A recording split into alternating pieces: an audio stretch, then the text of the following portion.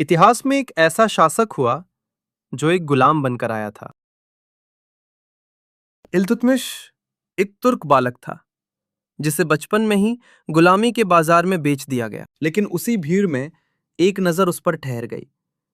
कुतुबुद्दीन ऐबक ने उसकी काबिलियत को पहचान लिया। अपनी योग्यता और सैन्य कौशल के दम पर इल्तुतमिश ने जल्द ही ऐबक का विश्वास जीत लिया और एक साधारण गुलाम से वह एक शक्तिशाली सेनापति बन गया।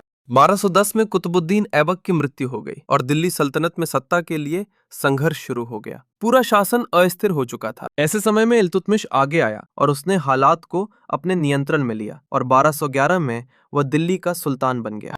उसने सिर्फ शासन नहीं किया बल्कि दिल्ली सल्तनत को एक मजबूत ढांचा दिया। उसने चांदी का टंका और तांबे का जीतल चलाया और अब्बासी खलीफा से मान्यता प्राप्त कर अपने शासन को वैधता भी दी। अपने जीवन के सबसे महत्वपूर्ण निर्णय में इल्तुतमिश ने कुछ अलग सोच रखा था। उसने अपनी बेटी रजिया को उत्तराधिकारी घोषित किया, जो उस समय के लिए एक बेहद साहसिक और असामान्य फैसला था। इल्तुतमिश ने चहलगानी नामक चुने हुए अमीरों का एक शक्तिशाली समूह बनाया। कुतुब मीनार का निर्माण, जिसे कुतुबुद्दीन ऐबक ने शुरू किया था, उसे इल्तुतमिश ने पूरा करवाया। एक गुलाम जो कभी बाजार में बेचा गया था, दिल्ली सल्तनत का वास्तविक निर्माता था।